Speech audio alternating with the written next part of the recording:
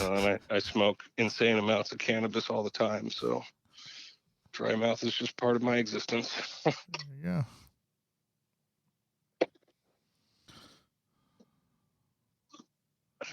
Like I don't anymore, but at my height, I was smoking about 2 ounces per day.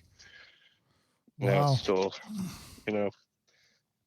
around an ounce a day, but which is still pretty ridiculous.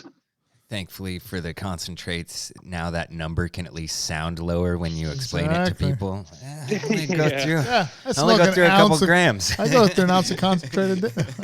Well, so I actually, I was, back in the day, I was known as like the king of dabbers. My first cannabis club, I was one of the first ones openly providing BHO, and this was like before nails were ever invented, and we were using these little swing things that everybody liked to burn themselves on. And I remember I got one of those. Yeah. Yeah, back in that. But I did like a couple years ago, I did this full gram dab off this thing called a diamond loop, and it it's a really awesome little tool. But if you overheat it, I took a whole gram in one inhale. That's a bit. And I couldn't breathe for about 8 hours, and ever since I've kind of switched back to joints over fat dabs. But wow. They'll always have a place in my heart, and I still put them in my joints. But back in the day, it was, I used to love to say, yeah, 2 grams is about equivalent to 2 ounces. But it's no, I just smoke fat joints all the time. There we go. So, all right. The lungs can only handle so much. That's why you got to boof it. There you go. Well, I'll wait for jail for that one. But. There you go. All right. So, yeah, we're ready to go and get started. Put the weed in my prison wallet. No. Okay. All right. Now none of that's going on the podcast. Exactly. The best part, damn it. All right. So, all right, Dave, welcome to the show. Like I said, we've got Dave Hodges from the Ambrosia Church on with us today. Yeah. Thank you for having me. Yeah. So, Dave, what would people in the papers, at least as they say on the internet, saw your face with an article about a church that you founded in Oakland being raided last August. And we, for the listeners that don't yet know, right, Oakland is one of the first places on a municipal level that decriminalized the overwhelming majority of psychedelics. And then did you form this, is this church formed before the decriminalization law went into effect? Yeah, well, we started out as a cannabis church. When was that? That was January of 2019. So it was shortly before Oakland passed their decriminalized nature law, which, actually brought these entheogenic plants to the same level as cannabis in Oakland. In 2004, Oakland had passed a lowest priority for law enforcement for cannabis. So both cannabis and all entheogenic plants are lowest priority in Oakland. Got it. So all on the same level. And did I remember reading correctly that 5-MeO-DMT wasn't specifically listed, but pretty much everything else? Yeah, well, it's anything that can come out of a plant. Got it. So if you can get 5-MeO-DMT out of a plant, you're good to go. Yeah, if you could figure out how to extract it from a plant, you'd be fine. It's just, not out of a toad or not synthesized. Got it. But one of the big things that people don't quite understand is it's not actually decriminalized. It's lowest priority for law enforcement. So it's still a really gray area, to say the least. That's a really great point, because decrim is such one of these broad words like microdosing, right? It just means a lot of different things. The government still can enforce the laws, so they still have that potential, but how they're going to do that is guided right by the statute. So Yeah, well, sort of. I mean, decriminalization to me means the removal of criminal penalties. And that's not actually what's done by lowest got priority. it. So yeah, meaning like making it only a civil, potentially civil issue, no criminal consequences. That's the kind of decrim you prefer. Right. Versus what lowest priority does is say, well, it's still a criminal charge. You can still be charged criminally, but it should be the lowest priority for law enforcement to deal with this issue. Got it. So what, take us to the time from your founding of the church then to this particular incident, which got national attention, right, of being raided. Well, what happened in the interim? Yeah, well, so just a short background on me and the church. Sure. I was involved in the medical cannabis industry in California since about 2009, and opened the first cannabis club in San Jose, in the Bay Area, which is a large city out here. With that, being the first means you're the first to have problems, and means you're the first to end up in court and all that fun stuff. So before even opening this, I've had a very strong relationship with cannabis, and I've dealt with too many attorneys and too many court scenarios than I ever thought I wanted to. But when I opened the church in 2019, the goal was to open a cannabis church and to take this to a federal stage if needed. I was ready to protect our religious use of cannabis at a federal level if necessary. What can I jump in? Sure. What was important about doing that at that juncture? In other words, right by this time, California had medical for a while, right? And Yeah, well, so California had a beautiful medical industry before legalization passed. And there you can find some articles talking about it, and really, it's not necessarily the most popular topic, but if you talk to anybody that was involved prior to Prop 64 passing in California, the industry was amazing. The variety of product, the competition, the lack of barriers to entry really had a flourishing industry in California. And Prop 64, if you get into where the language originally came from, was a set of medical cannabis regulations being worked on by the state that was heavily influenced by the League of Cities and the Chief of Police Association. And this medical marijuana regulations was designed to fix the issues that they were having with medical marijuana in California. Well, if you talk to anybody in the industry, the issues that we were having were completely different than what the League of Cities and the Chief of Police were having. As somebody in the industry, the problems that we were having is the cops really, really wanted to deny any legitimate use of medical cannabis in any way, shape, or form. And we were still getting harassed and having to go to court. Well, the problem with the League of Cities and the Chief of Police Association is they kept bringing us to court and we kept winning. So the original core language for what became Prop 64 was actually designed to practically destroy the medical cannabis industry. And because this was 136 pages, and you really had to be somebody who both understood how to read laws, but worked in a way that you could truly understand the impact. Most people didn't really understand that by passing Prop 64, they were going to destroy the medical cannabis industry in California and really create an industry that can't even really support itself. And like I said, there's some articles sure. out there that Yeah. people can find that talk about that. But that had happened, and I had spent, prior to Prop 64 passing, I had spent about 8 years working to get a better initiative passed, one that was actually designed by people in the industry So that for addressed the for issues that we're having. legalization, you're saying? Yeah, for legalization. Exactly. Yeah. So simultaneously, while you're entertaining the church angle here, you're trying to get better legalization passed. Versus Well, yeah. this was before the church. Okay. So when Prop 64 passed in 2016, I was really kind of lost. I ended up doing consulting for a while, and then in 2019 is when the church presented itself. There were some people that had a property that wanted me to do something and really believed that it was something that I should do.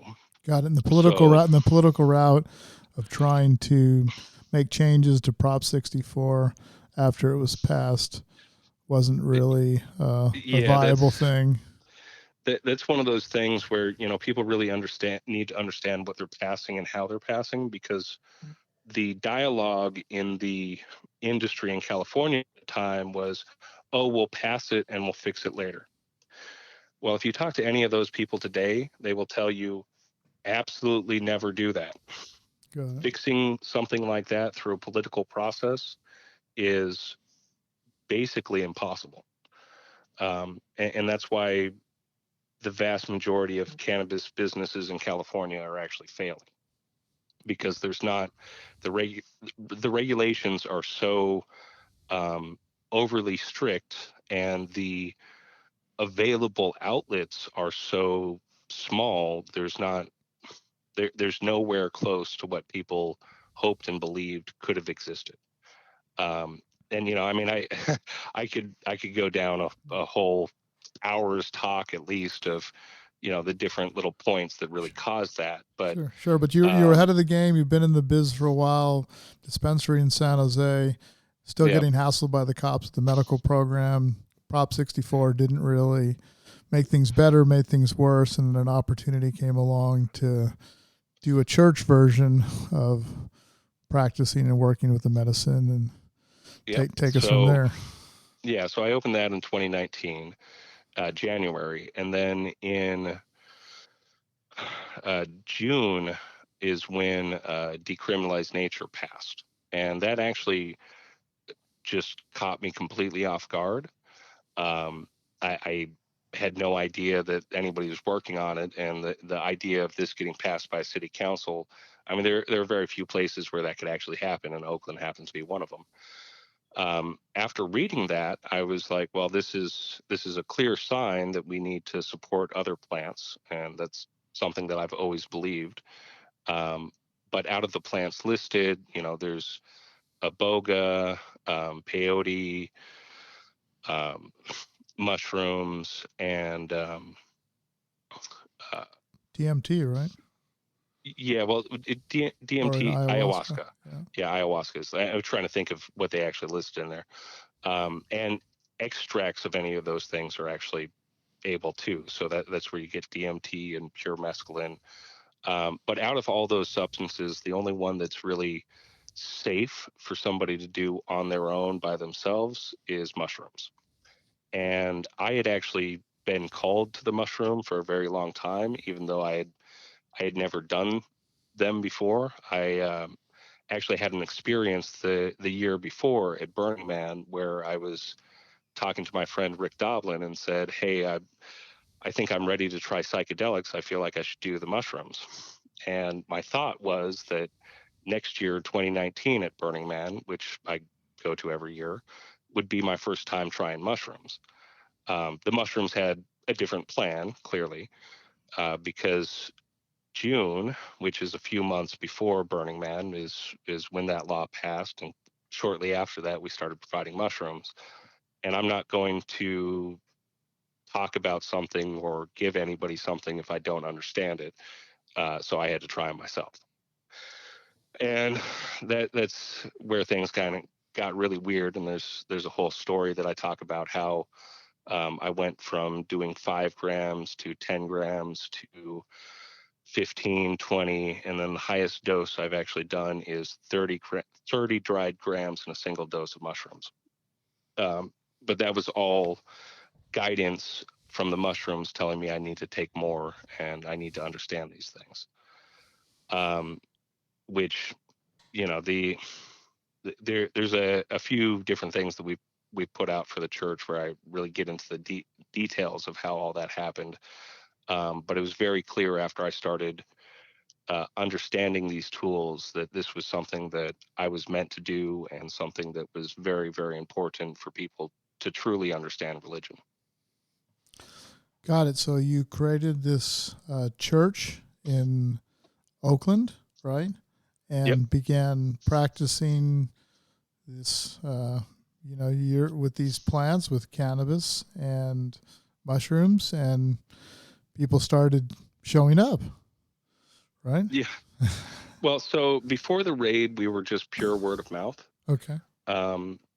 So, that's why a lot of people hadn't really heard about us, is that was completely intentional. The goal was to just do what we need to do and get support and be ready for what was going to come next. So really, from the day we opened, we were expecting a raid to happen. Because We just this is weren't kind of your expecting. experience in the past, right? With cannabis, the same sort of approach, right? Okay. It's I never. This was the first time I'd ever been raided, which people who knew me in the cannabis industry were kind of shocked by, because they just assumed that I'd gone through it before. And I've known a lot of people who have gone through it, so I know how it happens and why it happens and what's going on. But this was actually the first time I'd ever experienced it myself. But we weren't expecting what happened. We were thinking this was potentially going to be the state, or in a worst case, the feds. But in actuality, it was purely orchestrated by local PD. Got it. So just to be clear here, right? The basis of this movement by the local Oakland Police Department. There's no incident. There's no issues. You guys are going along, keeping it underground, word of mouth. Things are going along fine. What happens where the cops are interested in what you're doing? Well, so there's a couple things to understand about Oakland and what's been going on out here for quite some time. One of the things is we had actually been working with the cops. Where they the area that we're in is a fairly high crime area, and of course we've got a bunch of cameras outside. There's been multiple shootings, but not related to the church. But the cops have come in to ask if we had surveillance of what's going on. And of course, anytime they ask, we provide them video footage, which is really, it's a weird dynamic, because they know we exist, they know what we're doing, and they're asking us for help, and we've been helping them. So the first reason that they presented in the press was that they did the raid because we increased crime in the neighborhood. And that is the most ridiculous lie that I've ever heard. How were in you fact, so awesomely able to do that with your what powers of the church? What were they arguing? well, they didn't have any stance. So they've actually changed their story 3 different times. But let me explain why the raid actually happened. So in 2004 there was a law passed called Measure Z in Oakland. And this made it lowest priority for anything related to cannabis. So since that passed in 2004, there have been multiple Measure Z clubs in Oakland providing adult use cannabis prior to legalization. And a couple of those, one of them was Richard Lee's club. A couple of them have been raided by the federal government at times. But there was also local raids going on that have pretty much continued from 2004 up till today. There are still multiple Measure Z clubs in Oakland providing cannabis without state regulations. And what's happened is this small group of Oakland PD has taken upon themselves to go in and raid these places. There's never any media attention, because when the media's talked about it, but the story is this is an illegal dispensary that we're raiding. And there's also no criminal charges that have been placed against the majority of these people. Got So it. Could you say maybe call these like pirate dispensaries? Would that be like a fair word, maybe? Or is well, that they're they're not? actually Go ahead. they're spelled out and protected under Oakland law. A Okay. voter initiative passed by the citizens of Oakland to say, hey, this is the lowest priority for law enforcement, and these places should exist, and they should pay a 10% tax to the city. Got it. So ever since that happened, these places have been opening. Many of them have been trying to pay their tax to the city, only to get raided by this small group within the OPD. And again, no criminal charges are ever placed. The cops keep the money. They smash up the shop, and they generally what happens is the shop reopens down the street. Smash and grab. Yeah, smash, the definition of smash and grab. Got it. So And ultimately, this is, I'm just saying, like, to frame it one way, this is police departments' asset forfeiture, finding a way to get money to subsidize their budget. yes, Okay. absolutely. And this has been going on again for years. And I was just going to jump in, like, on the cannabis part, right? You guys, separate from the decrim initiative, you were already protected. So in other words, doing the cannabis stuff separate from raids in the past, in other words, if you're doing having a cannabis church in and of itself, is that enough to get their attention, the OPD, or is it, does that fall under this sort of like these clubs? Do you see what I'm saying? Or is it because this other plants, is that what really gets their attention? Really, it's anybody doing anything that gets their attention if they think there's money there for them to take. But the cannabis, again, it's supposed to be lowest priority for law enforcement, and these places are supposed to exist, and they are supposed to be paying taxes. Unfortunately, none of them are paying taxes because the raids have been happening. So it only takes a couple times for you to have just paid the city $100,000, and then have the cops come in and raid you for you to go, well, why am I paying the city any money? Sure. So unfortunately, these places do exist in Oakland, and they should be paying the city tax, but there's not really any motivation to do it. And that's not used in any of the justification for the raids of these places either, whether or not you're paying or whether or not you're not paying. But the raid on the warrant says for cannabis. Okay. The undercover goes in, and it's, well, what's the actual charge? What did the judge sign off on the warrant? an illegal dispensary. Okay, so, but and on the flip side, you're clearing for us this Z, a rule allows these things to exist, requires them to pay taxes. They've been trying to pay taxes. The city hasn't been enabling that. And well, no, the city will take the money. But they'll take the money, but then they can still come down. Exactly, you're saying the next day and say, no, you're not following the rules, and we're gonna shut you down, take more of your stuff. Yeah, the big disconnect is between, so there's literally one officer whose job it is for dispensary enforcement in the city of Oakland, and this is Officer John Romero. So John Romero's job is to make sure that the dispensaries are following any laws they need to be, and to deal with any crimes related to that. Now, he's taken it upon himself to say, well, that means that I need to go shut down these Measure Z clubs. But that's definitely not his job. That's what he's decided his job is, which gets into the whole, which makes people, but it makes the department happy because he's helping to fill their budget. So even though you're saying from a crime perspective, it's lowest enforcement priority, if people can bring in clean money, right, to the budget, everybody's happy with that. Well, and that's really what it's all about is the money. And that's where there's actually a conflict between the city and the OPD on this, because the city wants the tax revenue. They are more than happy for any business that is going to hand over 10% of their gross to do so. And these Measure Z clubs want to do this, but they don't because of what's happening from this officer. So the landscape out here is really interesting to say the least. But that also highlights one of the big problems with the language of lowest priority, because Measure Z was actually the foundation for decriminalized nature. Both laws are pretty pretty close to each other, and they both use the law or use the language that this should be the lowest priority for law enforcement.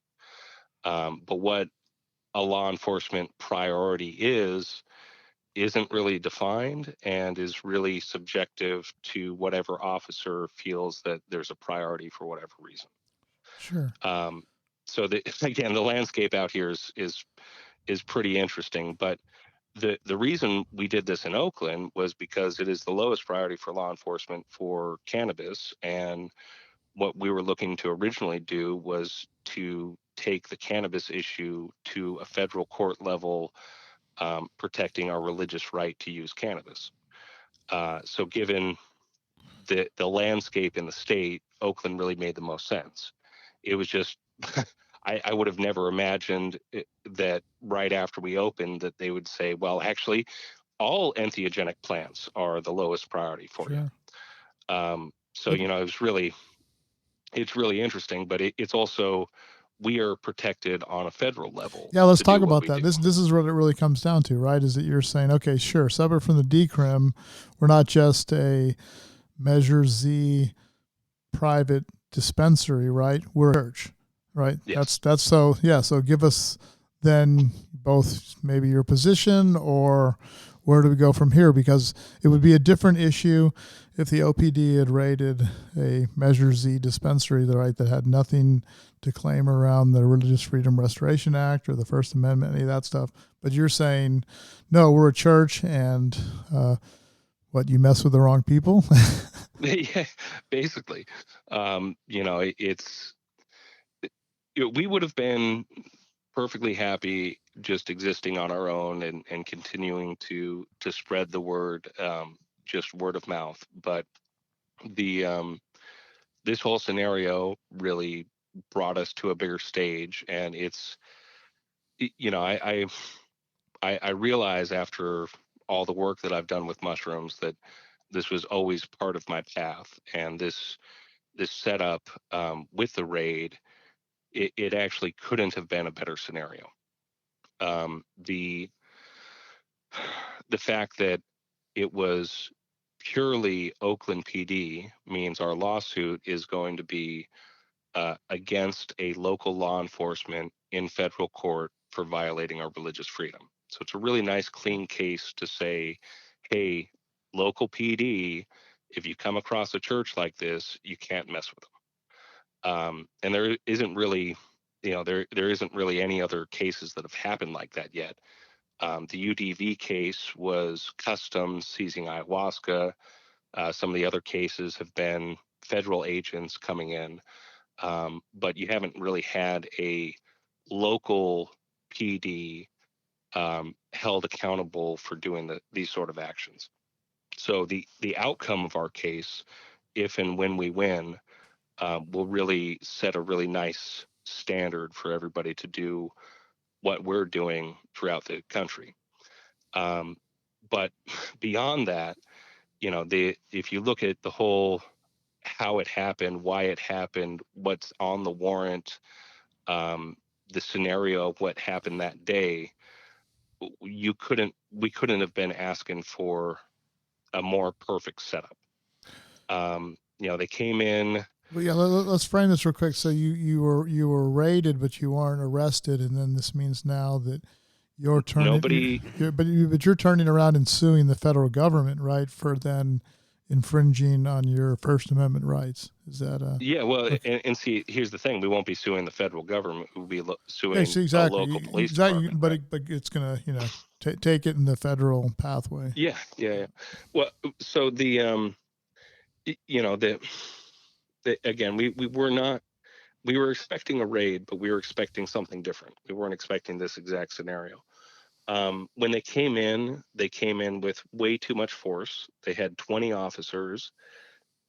They cleared the building as if it were some sort of cartel drug den. I think there's an officer to number of grams correlation. How many grams did you say you've taken the most? Yeah. One 30 officer. grams was my Okay, well highest there you go. dose. At least one officer. Yeah. Yeah, almost one officer for every Is gram. this like flashbangs going off and doors getting kicked in? Not quite.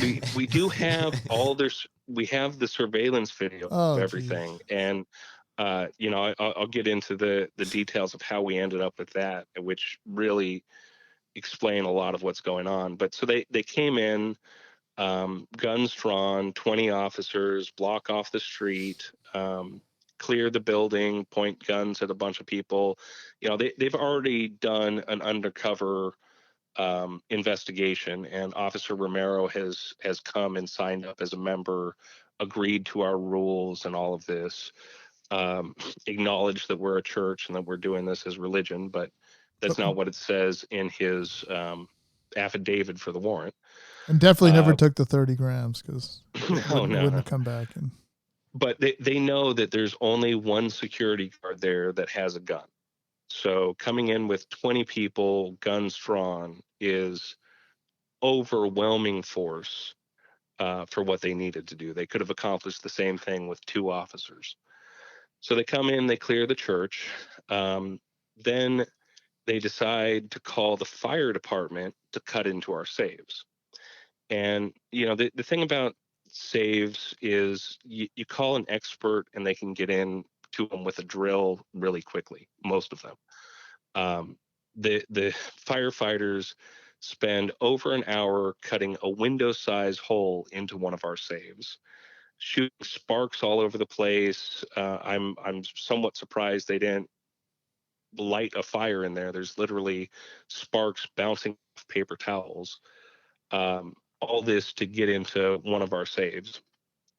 They actually injure a firefighter while doing this. They leave a trail of blood that they then decide the way to clean up, in the middle of this pandemic, is to wipe the blood into the floor. And then I come back. So when the raid first happens, I'm not there. I come down 5 minutes. They're still clearing out the people. I start yelling in the street at the police. I'm responsible for all this. You're violating our religious freedom. If you're going to hold anybody accountable, I'm the guy to talk to. If you need to get into the safes, I'm the one to talk to. Clearly putting acknowledgement on, I'm the guy that you want to arrest if you're going to arrest somebody. They didn't arrest me. They looked at my ID, they wrote down my information, and then I was free to go. So I leave, go home, talk to one of my attorneys. She comes up with this idea of a letter that will have the police sign, and if they sign this letter, it's basically saying we'll let you into the saves, but you acknowledge we're not waiving any of our rights, that we view this as an illegal action of you violating our religion. So I take that document back down to the scene where they just finished cracking or opening one of the saves. The firefighter's already been injured. I present it to John Romero, which is the officer on the warrant and the guy who's responsible for the raid, and he brushes me off. He's like, "It's too late for any of that." So then I asked, "Well, who's his boss?" And I end up having about a half-hour long conversation with a sergeant on scene, and we're going back and forth. I'm saying, "Hey, sign this, and I'll let you guys in the safe, and you can get out of here and stop wasting your time." He's saying, "Well, look, I don't have the power to sign this. The only person that would sign this or could sign this would be the city attorney." And I did the math for him. It took you 2 hours to get into one safe. There's 4 more of those, and then we have one safe in there that's actually rated at an 8-hour safe for a professional safecracker to get in. So looking at what you guys still have to do, you're going to be here for at least another 14 hours. That means I have 14 hours to go get the city attorney to sign this. And then he comes up with the compromise of, okay, let us into the 8-hour safe, and then we'll pack our bags and leave. right? Clearly, that's where you got the good stuff. Come on. Because that's where I have the money. But I've already Or, told or him. the special mushrooms, the Yeah, albino well, no, mushrooms from Mars that Elon Musk is creating. I don't know. this is all about money, right? And this just 100%. this They were ready totally to go. proves that. And I told the sergeant we don't have anything in the safe, but John Romero was absolutely certain that that's where we had the $1 million in cash. And I mean, that's the smart place to have a bunch of money. If you have a bunch of money, is in the 8-hour expensive safe. So I, on the phone with the attorney, and okay, I agree to the deal. Kind of hesitant because, like, really, they're going to pack their bags and leave. I just let them to the safe. Sure enough, I let them to the safe. They see some old paperwork that they're not interested in, and it's not full of cash. And they pack their bags and leave. But that's just the absolute demonstration that what they were going for was the money. That was why they were there, is to take the money. And the fact that they packed their bags and left, the surveillance system, 4 other saves with more sacrament in it, um, and got out of there so that we could start cleaning up and open the next day, which is what we did. Really just shows you how not committed the majority of the people were to it, including the sergeant. They didn't want to be there. It's Romero had done this paperwork, and now you've started a process, and you guys got to follow the process and do what you need to do. And that's where they were coming from, and that's also where I was coming from, which is why the sergeant and I actually had a pretty good conversation and connected, because he understood, look, I want to let you into the safes. I just have to make sure that I'm not waiving any of my legal rights in doing so. And you guys want to get out of here, you just have to follow the paperwork, and that's the only reason why you're here to begin with. So they raided you. They interfered with your activities. They took money and sacrament as well. Is that Yep. okay? Yep. And so, what then is going to be the basis for your suit against the city of Oakland?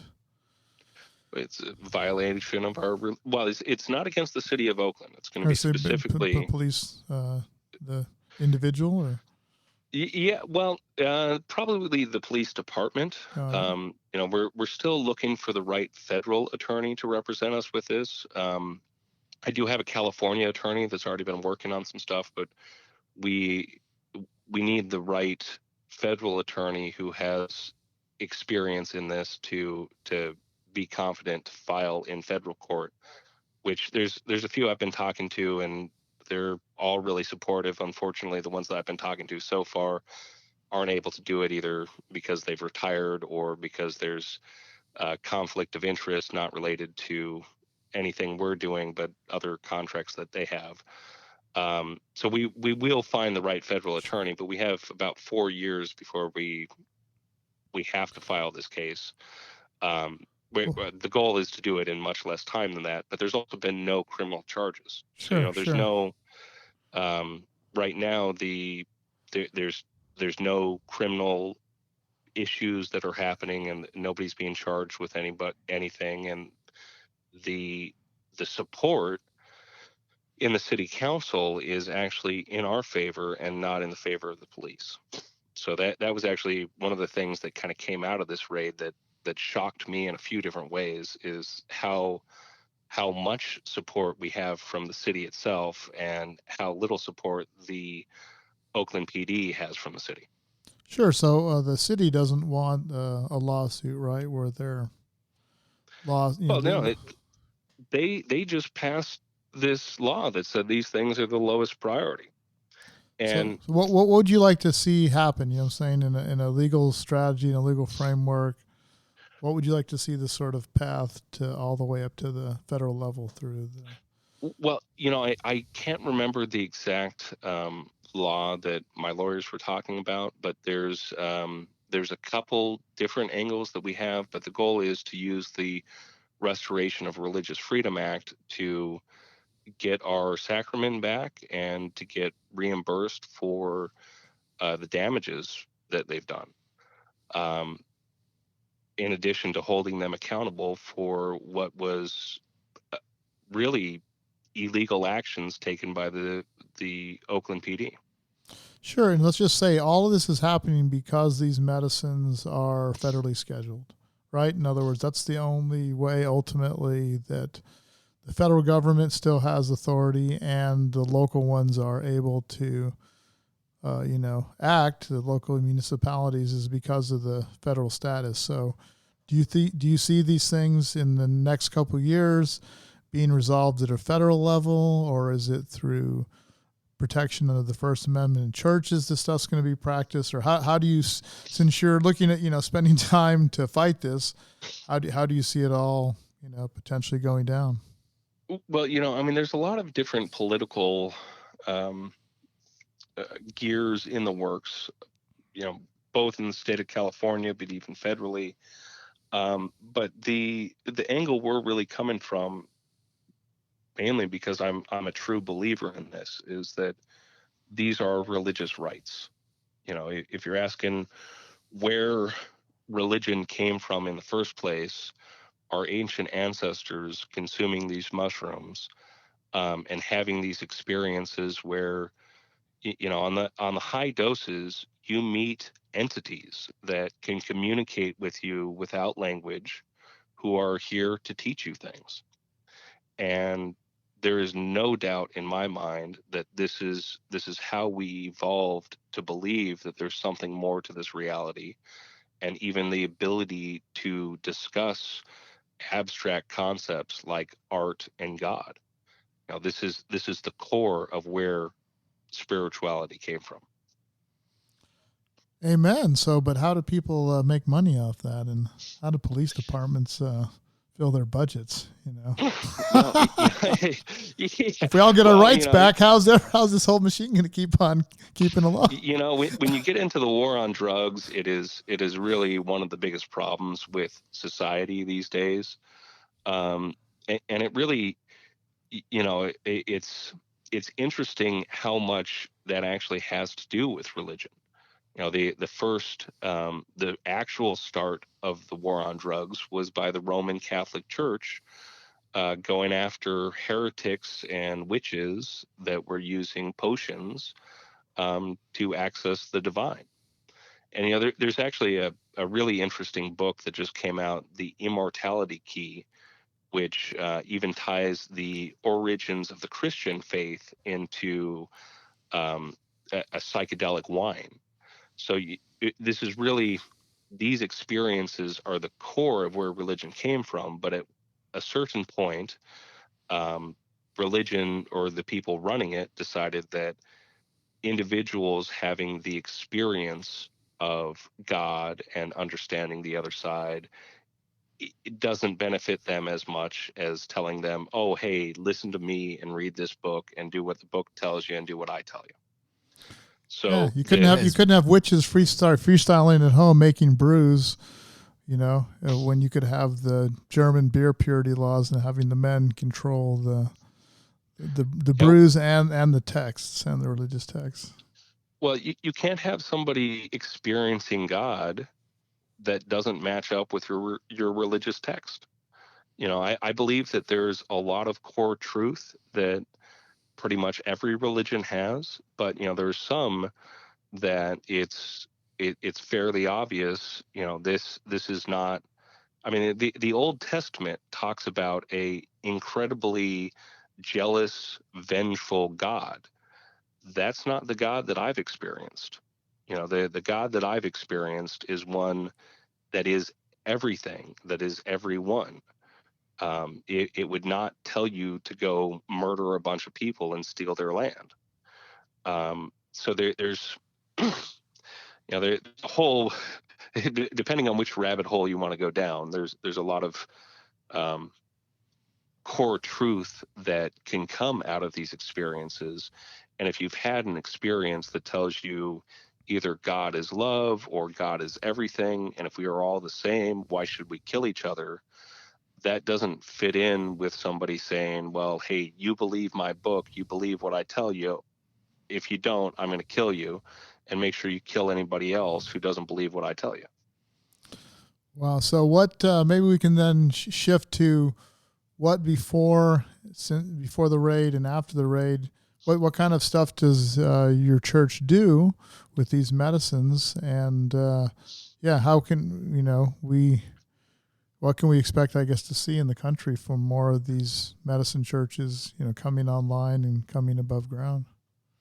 Yeah. Well, so before and after the raid hasn't really changed much, other than the fact that people can now find us a little bit easier. That's before the raid. We did everything we could to make sure our address was never listed on the internet, to make sure that nobody, we didn't put any public facing ads, and this was a purely word of mouth existence for us.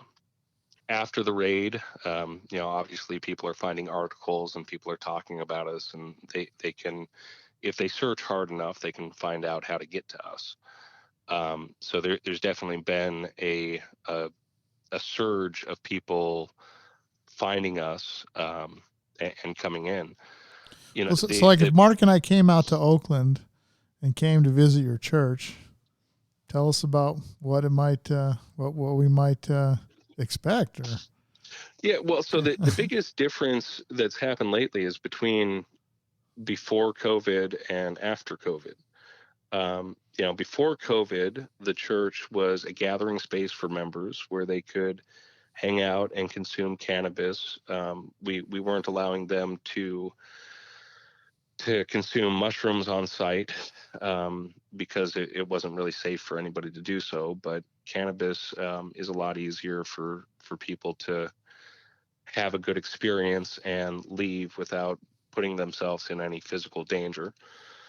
But it was a meeting space where people could hang out. And then on Sundays at 420, we would pass out joints, and I would get up and give sermons where I talk about the origins of religion, the use of mushrooms and cannabis, along with other entheogenic plants, and my own personal experiences on these really high doses.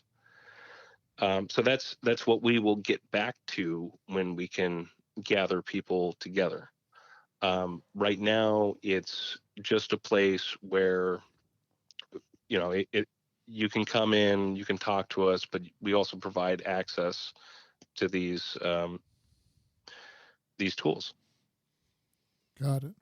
I haven't been to church in a couple decades. I was raised Catholic, but I'd consider going back if it took place at 420 in Oakland. Yeah, it was our most popular time. We definitely we have pews in there and a stage where I give the sermons, but on Sundays at 420, it used to be the most packed house that we had.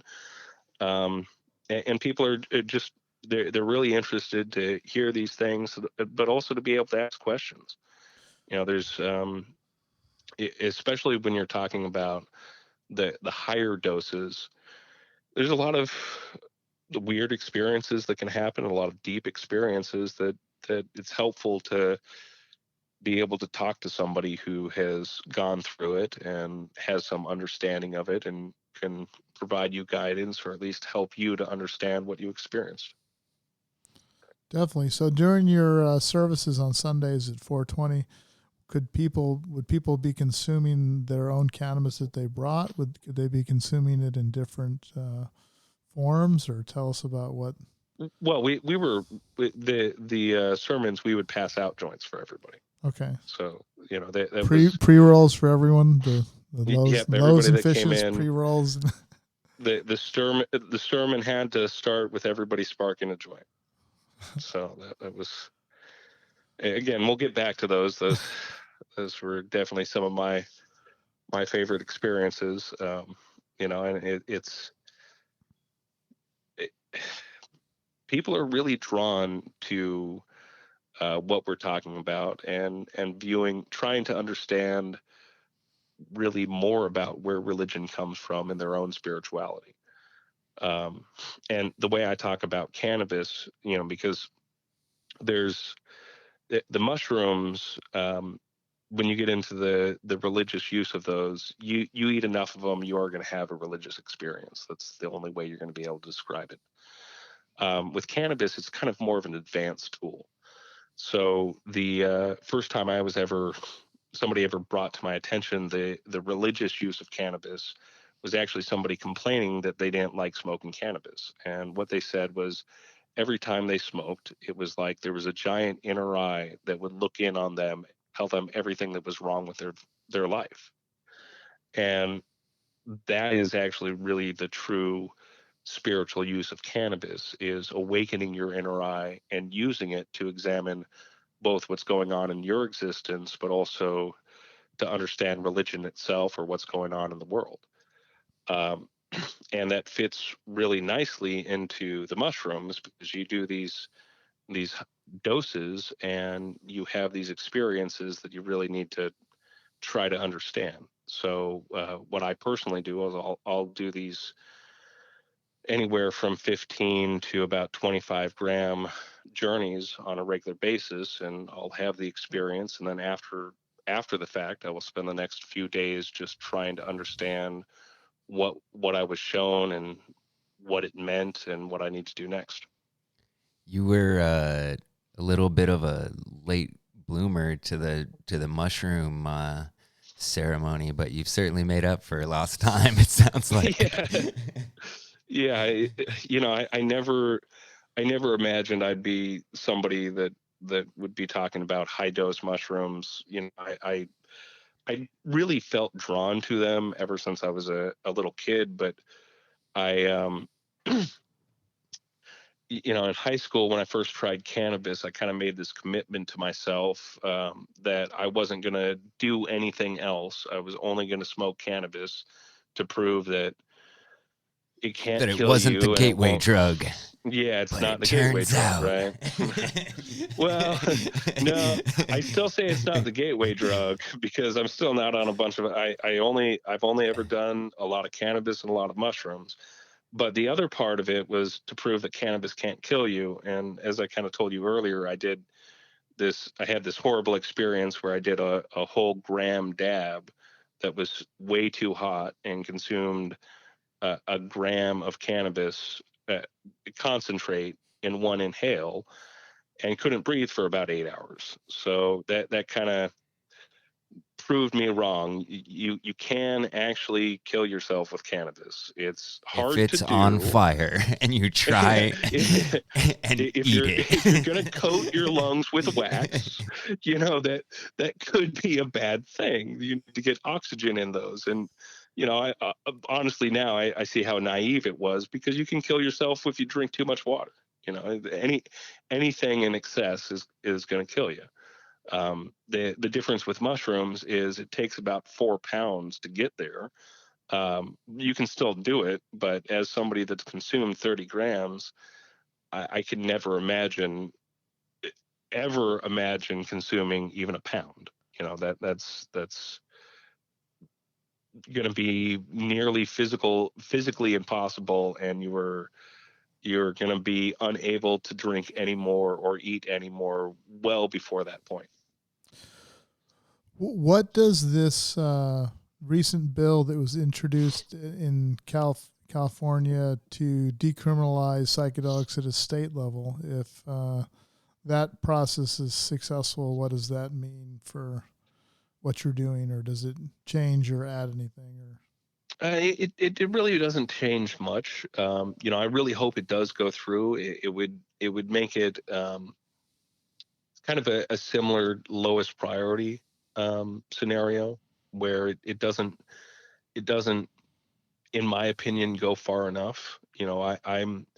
I look at this from a church or religious angle, but I also feel like what happened up in Oregon, where they have clinics that are going to be able to really bring these things into a more of a medical controlled environment. I think that would be a great thing.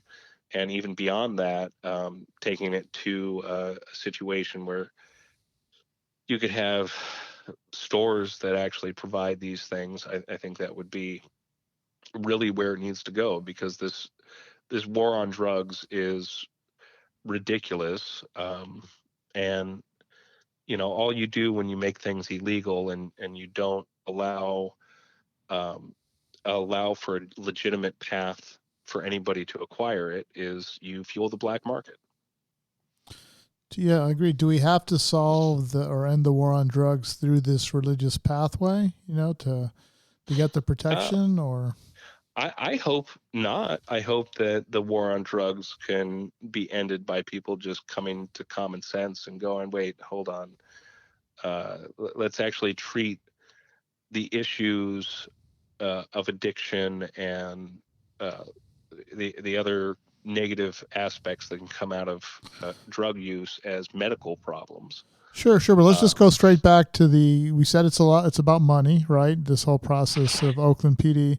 So how do we change the model, where we either get rid of the incentive, right, to go out and do this, or find the way for cops to pay for it in another way, or don't have the cops doing this kind of stuff? You know what I'm saying? How do we, at a systemic level, address that so you don't have cops busting down your door and using laser torches to break into your safe to get money? the jaws of life in a giant, the tools that the fire department uses to cut into a car is what they use to get into my safe.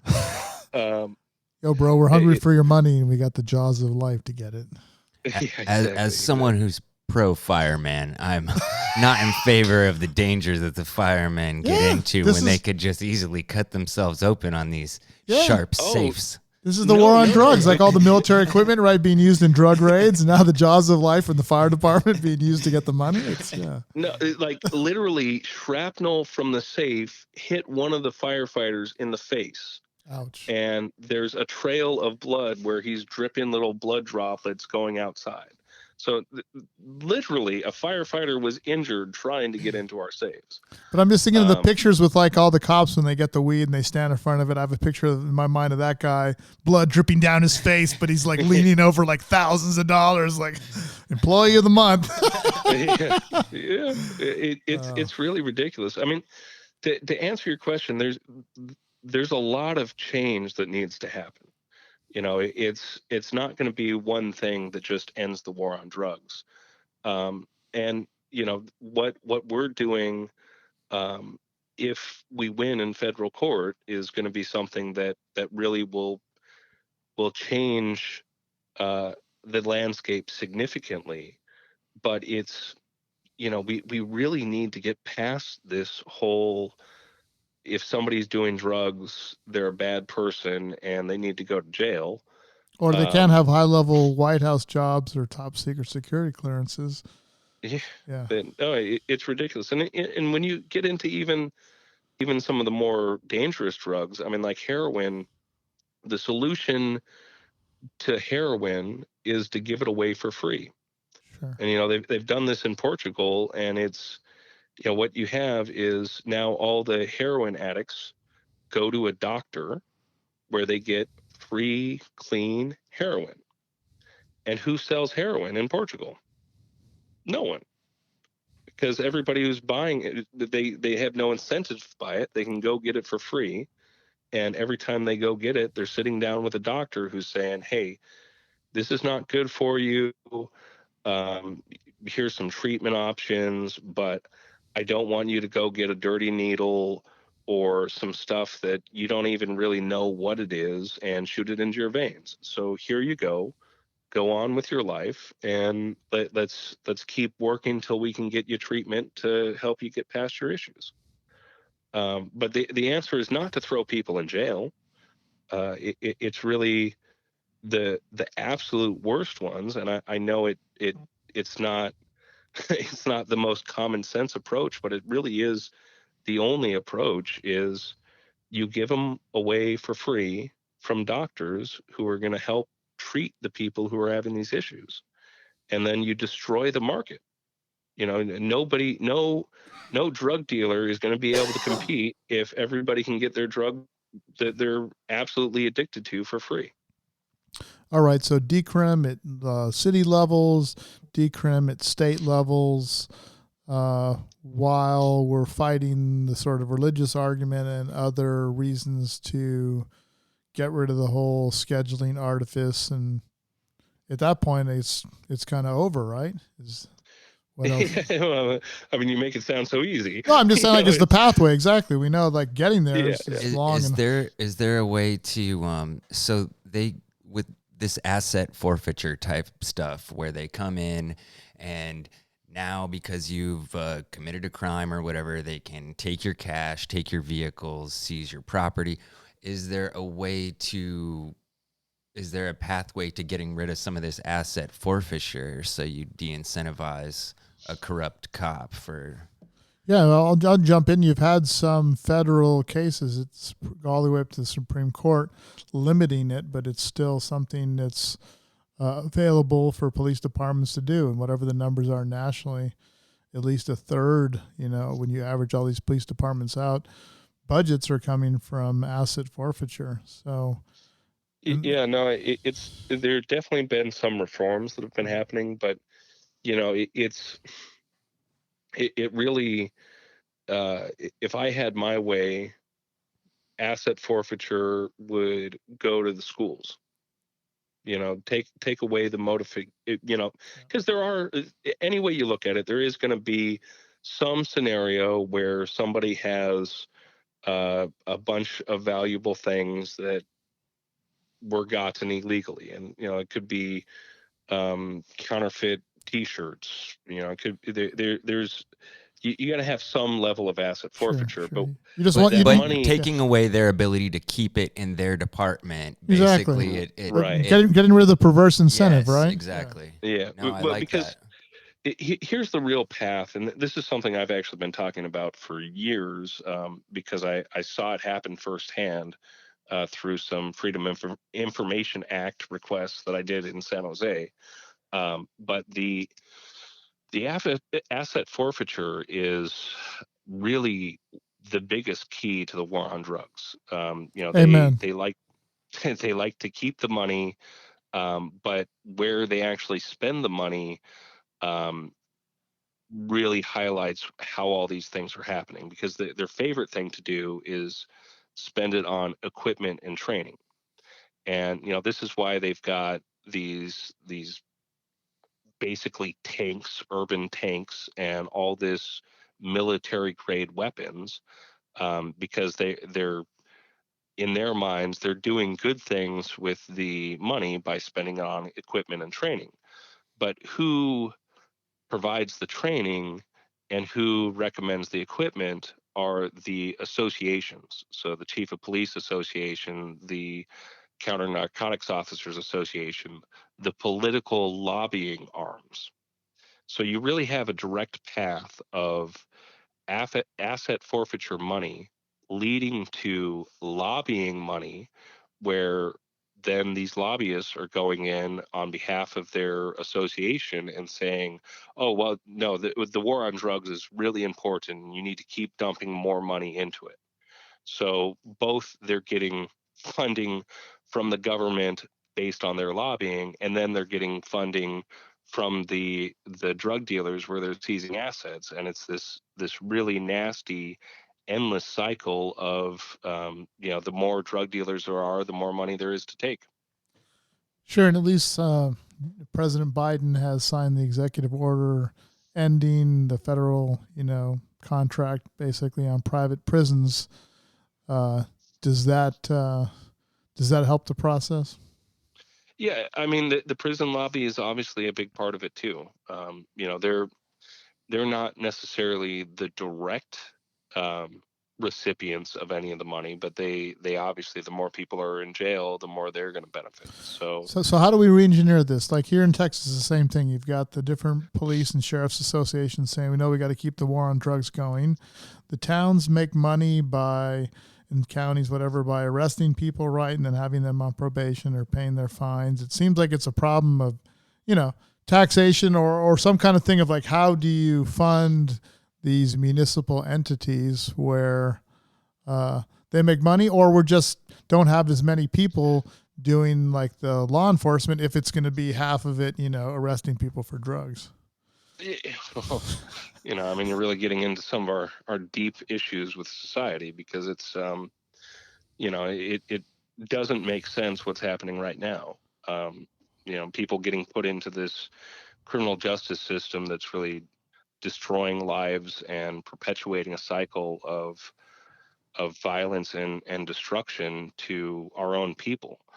But you know, cities can find money other ways. If you were to, and I'm not suggesting I'm pushing for this or anything, but if you were to legalize cocaine, that is being sold everywhere, is used at every level of society, and all the money literally goes to people who chop people's heads off. So if you were to just say, well, okay, let's put some regulations on it, control it, and make sure that the tax money generated for that goes into the coffers of the city, there's a whole nother way to deal with these issues, because it's not. But let me stop you, because you come from the cannabis industry before, and you saw how Prop 64, you said, kind of ruined the medical. So how do we get these freer markets, decrim, where you can get these things and they're taxed, but you don't have shitty acts and bills, right, that just reward a bunch of corporations and don't, bring money into the communities, and then therefore pay for some of these services, Well, the law that pass the laws that get passed are really the most important thing. People need to understand what they're actually passing. When you've got 136 pages of legalese, it's really easy to just make it sound like, oh, it's fine, everything's going to be fine. And it's much harder for people to really get into the nitty gritty and understand what's going on. And in the case of 64, the people who actually wrote that language wrote it to shut down what was happening.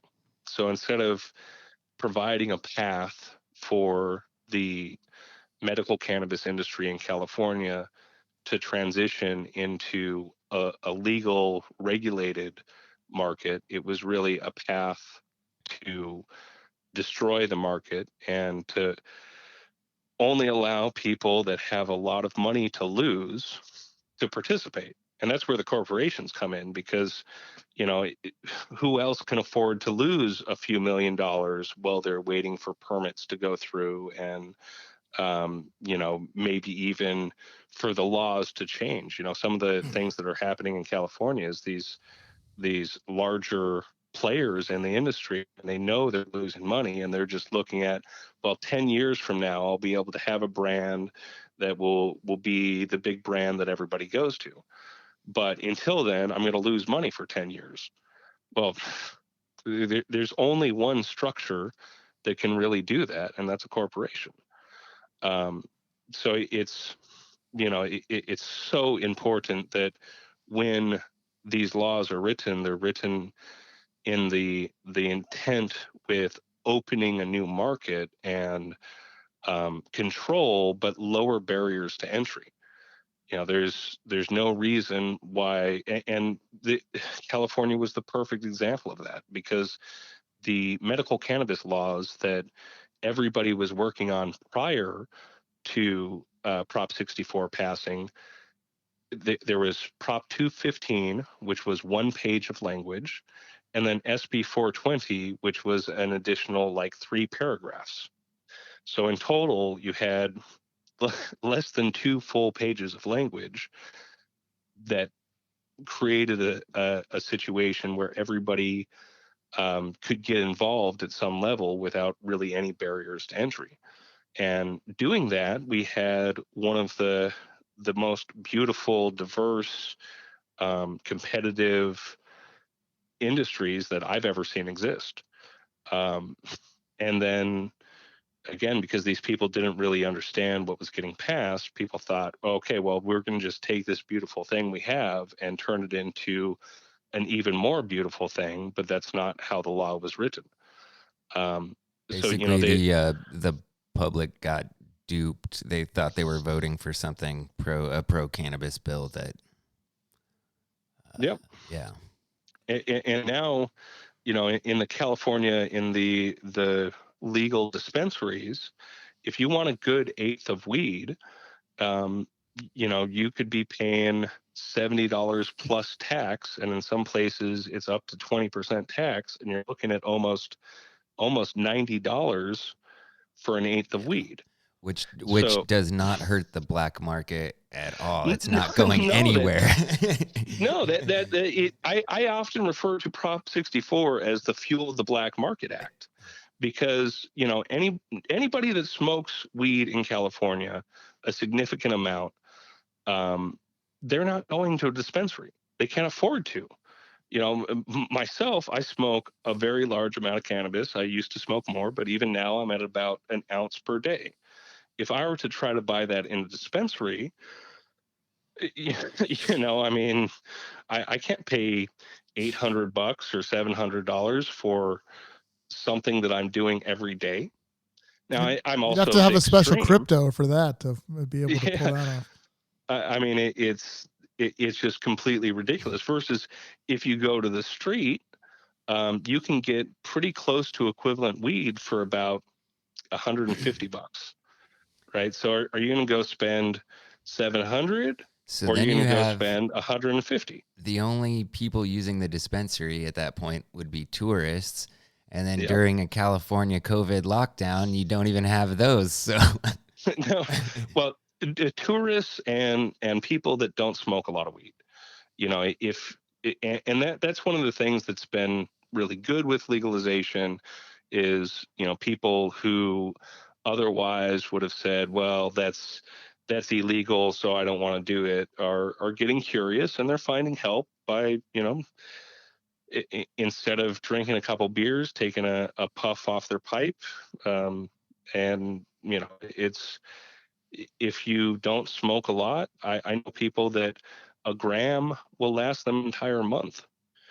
For me, that's not even one joint, but it all depends on where your tolerance is and how you're using it. But what you're looking at now are people that, like, somebody's mother or somebody's grandmother who either wants to use it for enjoyment or wants to use it for the relief that they can get, but are not the people like myself that are smoking an ounce a day. Let's shift a little bit here. Mexico is weeks away from rolling out a legal cannabis program for the country. Most people are saying that's going to make it the biggest cannabis market in the world. How is that potentially going to affect what's going on here in the U.S.? I mean, that's a really good question. I don't, unfortunately, I don't know the details of what exactly they're doing, but they're just going to have, it looks like, have like a good, robust medical program to start anyway. And being a next door neighbor, in cannabis is already legalized in Canada. Do you see those having any effect on what's happening here in the U.S.? I mean, until the U.S. law changes to allow for the importation, I don't really see that really making much of a difference. That's something that would really help in a lot of different ways if we could actually import or export cannabis out of state, or even out of the country. But without federal law changing, you can't cross any sort of state lines or federal lines with products. So, where, and then there's a quality too. Like, sure, Mexico probably by volume produces more than anybody else, but by quality, if you were to do like a quality comparison, probably of THC levels, there's probably a lot more THC produced in California than Mexico. But it's none of that's going to be legal. They're not going to be able to take these yeah, bricks of weed exactly. and Bring it here. Right. So what if at the national level, is it a religious case like you're talking about, bringing effectively to the Oakland PD, suing them, and then going all the way up to the federal, or all the money now that's in especially patents around psychedelics, is that going to change the scheduling? Yeah.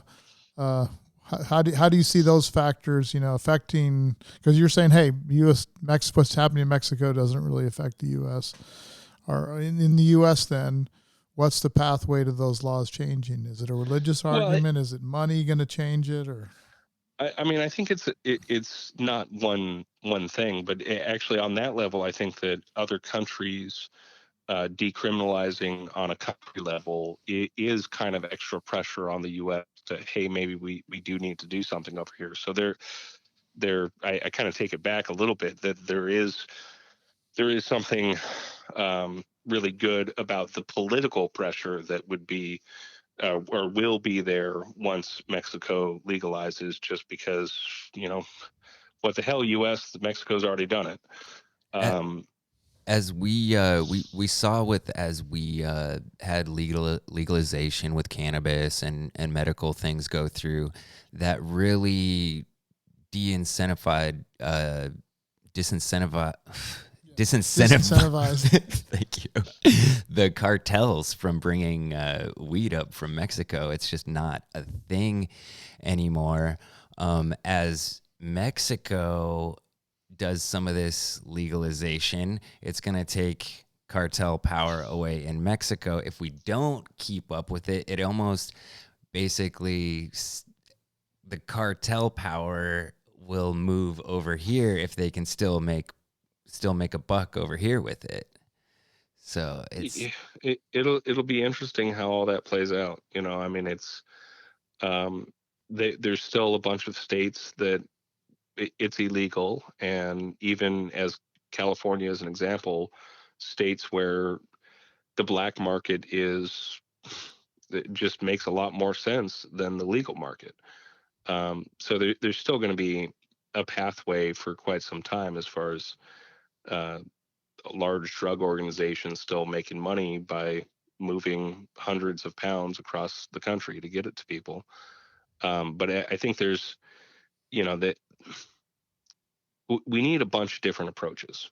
The religious angle that I'm pursuing, and many other people at the same time, is one path, and that needs to be done regardless, because we need to really establish that this is truly something that is religious and spiritual, and really is in my opinion, what one of the biggest problems in our world today is, that people can't actually experience God themselves. They have to listen to other people tell them what to believe. So for that alone, religious needs to be understood and pursued. But there's also the political will, and some of that's money, but some of that's also just the right politicians in place. The president could remove the Controlled Substances Act, and that's within their power to do so. Um, I will vote for anyone running on that platform. Exactly. Me too. I mean, well, probably not Trump. I mean, if he said, I will still vote for Trump. Elect me again, and I'll remove the Controlled Substances Act. I'm a pretty diverse voter when it comes to examining issues, but I can't be a single issue one, especially with somebody that I don't know is actually going to do it. It's that's true. As we move forward, the society is changing, and eventually that we'll have somebody in that position who will just look at this and go, "This is fucking ridiculous." It's all we're doing is harming our own citizens and giving a lot of money to some really evil people. I mean, cocaine is an example. All that money goes to people who literally cut people's heads off. So what's the advantage of our current policy when what's really going on is these truly evil people are getting more and more power and more money? So let's end the drug war now. So we're all in agreement for that one. Amen. Well, beautiful. Yes. Well, I think that's a great place to kind of come to a close here, Dave. And this has been an incredible journey together. Any last thoughts you want to leave us? Future visions, entity discussions you had at 30 grams and above, whatever. Yeah. How do you want to take us out? If I want to get into, if I was to get into that, we got a whole another couple hours. But Gonna be another podcast next time. Definitely anybody that wants to reach out to me directly or see some of the other stuff that I've been doing can find me on Instagram, and that's at Dave Hemp. Also, the Church of Ambrosia is the overarching religion, but the actual location in Oakland is Zidor. So anybody who's trying to find the church, yeah, like ZIDE door.com. So anybody who's trying to find the church, you can apply to become a member there. And stay tuned. Eventually we will actually file the lawsuit, and there'll be a lot more to talk about. Awesome. Well, we're rooting for you, praying for you. We're all looking forward to a day where we can all exercise our religious freedoms, and we hope to see you set some awesome precedents with this case. Well, thanks for the support, and if you guys are ever in Oakland, definitely let me know. We'll come by and share chalices, man. Yeah, sounds beautiful. Peace, brother. Have a good one. All right.